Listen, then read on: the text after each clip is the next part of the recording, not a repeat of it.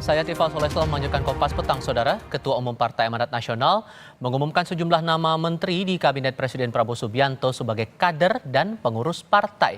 Zulkifli Hasan mengumumkan 3 nama menteri yang baru bergabung dengan PAN dalam acara bimbingan teknis dan workshop anggota legislatif PAN di Surabaya, Jawa Timur pada hari Kamis.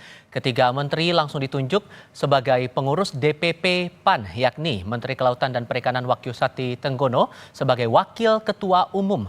Menteri Perhubungan Dudi Purwagandi dan Menteri Perdagangan Budi Santoso masing-masing menjabat sebagai Ketua DPP. Kita membuka fintech ya, sekaligus memperkenalkan beberapa pengurus baru Partai Amanat Nasional. Ya, khususnya tadi Wakil Ketua Umum ada Mas Breng, Wahyusakti Tenggono, satu lagi Pak Budi Santoso, satu lagi barusan mandiri Pak Dudi ya. Nah satu lagi Pak Hanif besok jam 3. Dengan tambahan 3 menteri yang baru diumumkan sebagai pengurus, kini total 9 pengurus Partai Amanat Nasional duduk di Kabinet Prabowo Gibran. Ada nama Menteri Koordinator Bidang Pangan Zulkifli Hasan, lalu Menteri Lingkungan Hidup Hanif Faisal Nurofik. Ada nama Menteri Kelautan dan Perikanan Wahyusakti Tenggono, ada juga Menteri Perhubungan Dudi Purwagandi, Menteri Perdagangan Budi Santoso, kemudian Wakil Menteri Desa dan Pembangunan Daerah Tertinggal Yandri Susanto. Nama berikutnya Wakil Menteri Transmigrasi Viva Yoga Mauladi, lalu ada Wakil Menteri Dalam Negeri Bima Arya Sugiarto, dan terakhir Utusan Khusus Presiden Bidang Pariwisata Zita Anjani. Wakil Ketua Umum Partai Amanat Nasional sekaligus Wakil Menteri Transmigrasi Viva Yoga Mauladi menyatakan bergabungnya 3 Menteri Kabinet Merah Putih sebagai kader PAN memperkuat komitmen partai dalam mengawal pemerintahan Prabowo Gibran. Dengan total 9 kader PAN di Kabinet, Viva meyakini visi pemerintahan Presiden Prabowo bisa direalisasikan.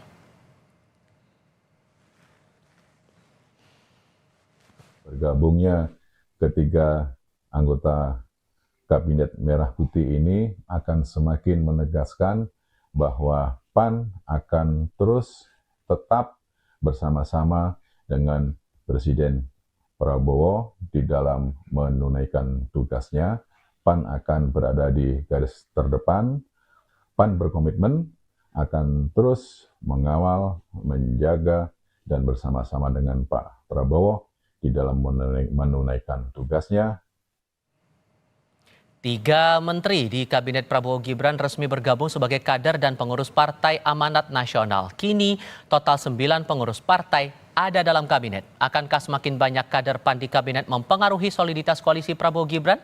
Dan akankah mantan Presiden Joko Widodo akan menyusul untuk bergabung? Kami akan bahas ini bersama para narasumber.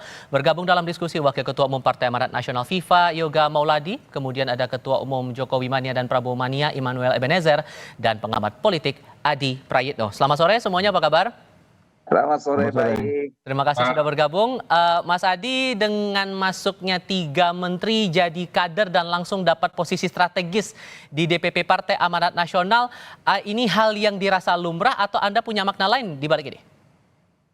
Ya, saya kira pertama Partai Amanat Nasional harus diakui menang banyak dalam konteks ini, karena bergabung dalam PAN ini adalah menteri-menteri yang saya kira memang cukup diandalkan oleh Prabowo dan Gibran untuk di 5 tahun yang akan datang. Biasanya menteri ini kan adalah sosok yang tentu dinilai punya efek yang saya kira secara signifikan akan memberikan kontribusi untuk membangun partai. Tapi saya membaca kenapa 3 menteri ini pada akhirnya bergabung dengan PAN, tentu saya melihat 2 hal. Pertama, memang PAN ini adalah partai yang relatif terbuka. Yang kedua, kedekatan Zulkifli Hasan dan PAN secara umum dengan Prabowo Subianto sebagai presiden terpilih sepertinya menjadi angin segar kepada menteri-menteri ini untuk menjadi bagian di antara bagaimana komposisi kepengurusan. Kenapa menjadi pengurus penting dan pengurus inti? Memang kalau mau jujur, ini sebagai bentuk penghargaan yang cukup luar biasa, karena tidak mudah sebenarnya menteri-menteri dari kalangan profesional ini kemudian melabuhkan dan menentukan pilihan politiknya. Ini semacam mutualisme simbiosis, karena memang secara umum nantinya PAN ataupun dengan tambahan 3 menteri yang baru ini pastinya akan memprofiling, bukan hanya mengawal bagaimana Prabowo dan Gibran di 5 tahun, tapi yang paling penting adalah mengonsolidasi basis-basis dukungan ke PAN, tentu untuk mempersiapkan pemilu-pemilu di masa yang akan datang. Jadi dua hal ini yang saya kira memang menjadi penting Mas Tifal untuk dilihat ya. Apakah ini lumrah? Di politik kita selama ini kan politik cukup cair. Yang penting dinilai punya kapasitas, punya kompetensi, dan orang itu biasanya dipercaya sebagai orang yang kemudian menempati posisi yang cukup strategis. Tentu PAN dalam konteks ini punya kalkulasi dan punya argumen kenapa newcomer, orang-orang baru ini kemudian menempati posisi yang saya kira cukup strategis di Partai Amanat Nasional. Eh, Jadi mhm. tetapi overall bagi saya yang ingin saya katakan Prabowo Subianto itu tidak ingin melihat partai ataupun menteri yang ada di kabinetnya itu tidak memiliki irisan dengan partai politik sehingga kalau ada kerja-kerja menteri yang dinilai tidak firm, tidak perform, mungkin nantinya akan evaluasi bagaimana partainya dalam menentukan sikap koalisinya. Saya kira di situ Aha. konteksnya, Mas. Kata Mas Adi menang banyak nih Mas Viva, tapi sesungguhnya mengajak 3 menteri ini gabung jadi kader PAN sempat dikonsultasikan atau izin dulu nggak ke Pak Prabowo sebelumnya? Sebenarnya sejak awal nama-nama yang dimaksud itu bukan baru bagi Partai Amanat Nasional. Mas Wahyu Sakti Trenggono, Menteri Kelautan dan Perikanan adalah kader PAN, menjadi wakil bendahara DPP PAN tahun 2010. Mhm. Begitu juga dengan Mas Budi Purwagandi, itu juga pernah menjadi wakil bendahara DPP PAN tahun 2012. Jadi terhadap dua pengurus yang baru itu bukan hal yang baru sebenarnya karena mereka juga telah lama menjadi kader Partai Amanat Nasional. Cuman kurang terpublikasi. Hmm. Khusus untuk Pak Budi Santoso memang dia kader baru. Dan ada satu lagi tambahan hari ini Menteri Lingkungan Hidup yaitu Mas Hanif Faisal akan dikukuhkan nanti dalam pelantikan menjadi anggota Dewan Dewan Pakar. Pakar Partai Amanat Nasional. Oke. Jadi bergabungnya mereka di Partai Amanat Nasional adalah justru dalam rangka untuk memberikan soliditas, kekompakan dari Kabinet Merah Putih ini bisa bekerja dan kami dari Partai Amanat Nasional berkomitmen akan terus mengawal visi misi Presiden Prabowo dan akan menjadi kekuatan yang sangat sangat signifikan bersama-sama dengan kekuatan dari partai politik yang lain. Jadi intinya bahwa ini adalah menjadi kerja berat. Kami mengetahui bahwa meskipun itu dari kader partai, tetapi komitmen kami adalah untuk kepentingan bangsa dan negara di atas segala-galanya. Tapi kalau Dan kemudian disebutkan memperjuangkan bahwa upaya ini, karena kan posisinya PAN sekarang udah 9 kader jadi masuk dalam kabinetnya Pak Prabowo Gibran sekarang. Apakah ini sebagai upaya untuk meningkatkan nilai tawar posisi tawar politik di internal koalisi Kim, Mas Viva? Tidak ada upaya untuk menaikkan posisi tawar bargaining politik, tidak ada karena Oke. kabinet yang sekarang itu adalah kabinet yang zagen, yaitu kabinet yang ahli berdasarkan kepada keahlian dan profesi dari masing-masing. Dan yang kedua, kabinet ini adalah merupakan kabinet yang besar yang harus ditopang oleh seluruh kekuatan, seluruh komponen masyarakat, termasuk juga partai-partai politik yang bergabung di Koalisi Merah Putih, agar Aha. apa? Nilai soliditas, kekompakan itu menjadi ukuran yang utama dengan berdasarkan kepada kepentingan kepada bangsa dan Oke. negara dan merealisasikan visi astacita Presiden Prabowo. Itu Oke, yang kita kalau Bang Noel melihat ini kan akhirnya kan sekarang jadi 9 kader PAN yang gabung di koalisinya di kabinetnya Pak Prabowo sekarang. Apakah ini jadi apa ya istilahnya itu pembahasan tersendiri juga lah di internal Kim begitu? Ya, saya rasa itu kan hak 3 kawan itu yang masuk di Partai PAN. Itu kan hak politik dan hak konstitusi mereka ketika mereka memilih partai, apalagi tadi dijelaskan oleh Bang Viva Yoga bahwa mereka sebetulnya kader-kader lama yang akhirnya sekarang dikukuhkan lagi, walaupun ada satu dari Menteri Perdagangan Pak Budi Santoso. Tapi untuk kami yang paling penting kan soliditas di Kabinet Merah Putih, tidak kerja-kerja tidak terabaikan lah ya, jangan sampai menjadi sesuatu yang malah mengurangi kinerjanya. Tapi kan orang-orang ini kan secara profesional ya, bisa dipertanggungjawabkan. Dan kita juga masih punya keyakinan yang cukup besar, yang tadi disampaikan Bung Viva Yoga, bahwa mereka tetap fokus pada kerja-kerja di pemerintahan Pak Prabowo. Saya rasa untuk sementara menurut kami ini bagus-bagus aja lah, nggak terganggu.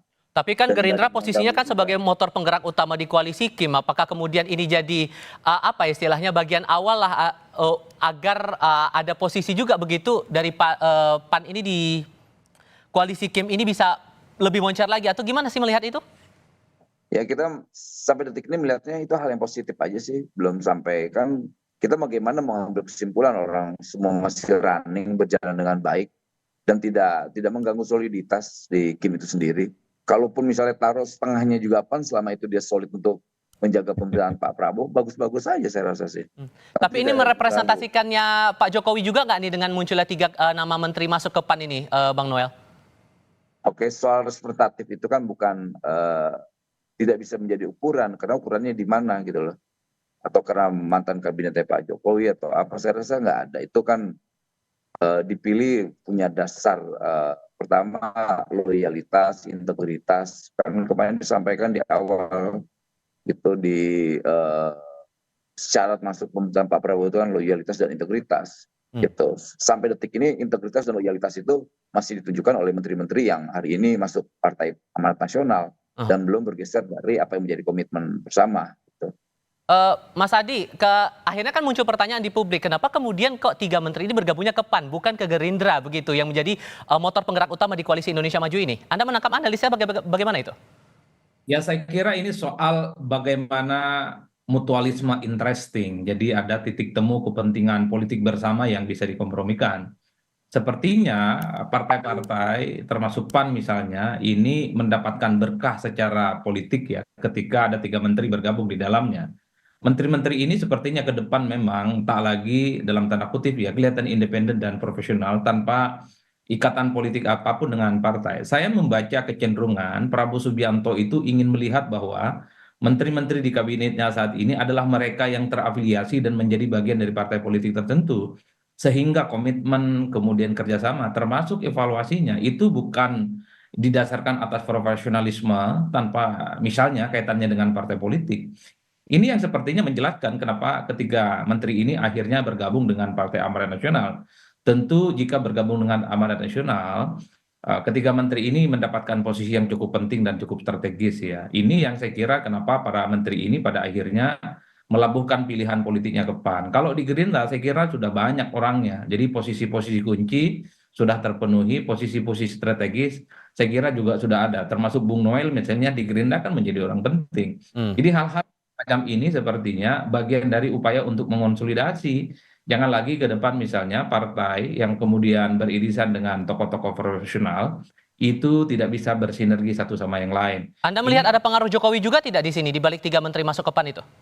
Ya, bagi saya Jokowi itu sudah masa lalu dan tak ada kaitannya dengan di masa yang akan datang. Bahwa misalnya ada komunikasi dengan Pak Jokowi, ya tapi saya kira ketiga partai ini ketika memutuskan untuk bergabung dengan partai ini kan sebagai upaya bahwa politik mereka ke depan itu akan dikaitkan dengan Partai Amanat Nasional. Ini yang saya kira memang menjadi guidance dan semacam portofolio politik baru di masanya Pak Prabowo Subianto.